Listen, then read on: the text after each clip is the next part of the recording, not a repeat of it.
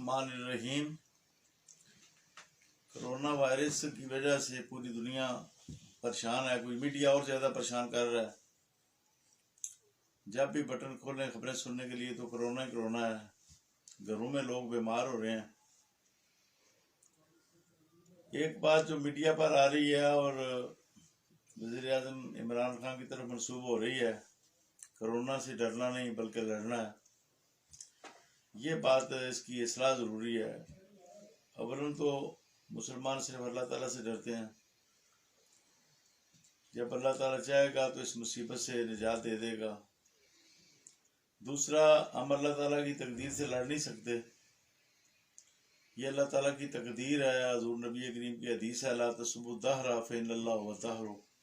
زمانے میں جو حالات پیدا ہوتے ہیں ان کو گالی نہ دو، نہ برا بلا کہو، کیونکہ زمانے کا خالق اور مدبر اللہ تعالیٰ ہے۔ تو اس کرونا کا کوئی بندہ تو ذمہ دار ہے نہیں ہے، یہ اللہ تعالیٰ کی طرف سے مصیبت آئی ہے، چائنا سے اس کا آغاز ہوا ہے۔ اس موقع پر توبہ کی ضرورت ہے، سب توبہ کریں۔ ٹرمپ نے ایک اچھا کام کیا ہے، اپنے ملک میں سود بند کیا ہے کرونا وائرس آنے پر، تو کاش کہ یہ مودی کا جو ظلم ہے یہ بھی ٹرمپ بند کرائے۔ یہ ٹرمپ کی زیر سرپرستی ہو رہا ہے سارا ظلم کشمیریوں پر اور انڈیا کے مسلمانوں پر، اور شام میں، یمن میں، دیگر بلاد اسلامیہ میں جو قتل و غارت ہو رہا ہے، یہ اللہ تعالیٰ کی طرف سے پھر بعض اوقات اللہ کا غضب نازل ہوتا ہے جب کوئی قوم یا کچھ لوگ جو ہیں وہ حد سے بڑھ جائیں، تو پھر اللہ تعالیٰ کی غیرت میں جوش پیدا ہوتا ہے، یہ چیزیں ہوتی ہیں۔ تو اس وقت ضرورت اس امر کی ہے کہ جو غیر مسلم ہیں وہ اسلام کی طرف رجوع کریں اور دیکھیں یہ چیزیں جن کو اسلام نے حرام کیا ہے، یا جو غیر فطری کام ہے نکاح سے ہٹ کر، ان کی وجہ سے یہ کرونا وائرس پھیل رہا ہے اور یہ پوری دنیا میں پھیل چکا ہے۔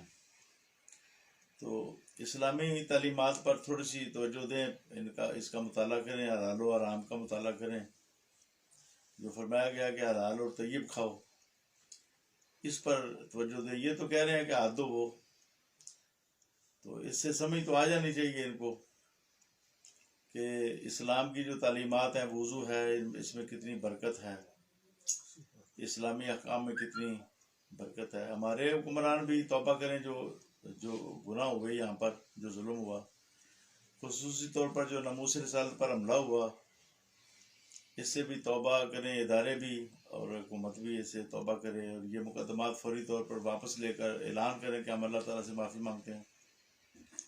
جو لوگ شہید ہوئے ان کی قبروں پر جا کے معافی مانگیں، ان کے ورثاء کو راضی کریں، چاہے دیت دے کر یا جیسے بھی شرعی طور پر۔ یہ بہت بڑا جرم ہوا ہے، تاریخ انسانیت کا یہ سب سے بڑا کسی اسلامی ملک میں جرم ہوا ہے جو ناموس رسالت پر حملہ ہوا ہے۔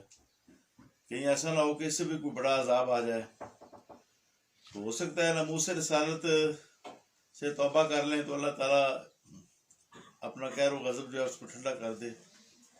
یہ میرا ایک اندازہ ہے، اور میں بڑے اخلاص کے ساتھ یہ مشورہ دے رہا ہوں۔ اور گناہوں سے اس وقت ہٹنے کی ضرورت ہے۔ توبہ کے 4 ارکان ہیں۔ پہلا رکن تو اعتراف الذنب ہے، گناہ کا اعتراف، دوسرا شرمندگی کا اظہار، تیسرا کبھی نہ کرنے کا عزم، اور چوتھا جو ہے وہ تلافی ہے نقصان کی۔ تو یہ توبہ کے 4 ارکان پر توجہ دینے کی ضرورت ہے۔ صرف توبہ سے توبہ نہیں ہوتی، یہ 4 ارکان جو ہیں ان کو ادا کرنے کی ضرورت ہے۔ مسلمان تو سچی توبہ کریں، سب توبہ کریں، اور جنگ و جدال یہ بند کریں آپس کا۔ یہ ممالک میں جو اسلامی ممالک میں جو آپس میں فتنہ فساد پھیلا رہے ہیں، ایرانی لابی اور سعودی لابی، اور اوپر سارا پیچھے یہود و نصارہ کام کر رہے ہیں، اس سے توبہ کریں اور امن قائم کریں ممالک میں۔ اور پاکستان کا جو یہ ملک ہے اسلام کے نام پر بننا تھا، اس میں اسلام کا نفاذ کریں، اللہ تعالیٰ سے جو وعدہ کیا تھا پورا کریں، اس کو ریاست مدینہ بنائیں صحیح معنوں میں، اور بہت سارے درویشوں سے مشورہ کریں کہ ریاست مدینہ کس طرح بنتی ہے، کہ کبھی حکمران کبھی ایک دن ادھر آ جائیں عمرانی شیر میں ان کو تھوڑا سا لیکچر دوں اور ان کو بتاؤں کہ ریاست مدینہ کے خد و خال کیا ہے۔ بہرحال اصلاح کی ضرورت ہے، توبہ کی ضرورت ہے، اور نعرہ یہ ہونا چاہیے کہ کرونا سے نہیں ڈرنا، اللہ سے ڈرنا ہے۔ کرونا سے نہیں، اللہ سے ڈرنا ہے۔ اور توبہ کرنی ہے. یہ ہمارا جو ہے نعرہ ہونا چاہیے میڈیا پر بھی اور حکمرانوں کی زبان پر بھی. کرونا سے نہیں، اللہ سے ڈرنا ہے اور توبہ کرنی ہے. اللہ تعالیٰ ہمیں توبہ کی توفیق عطا فرمائے.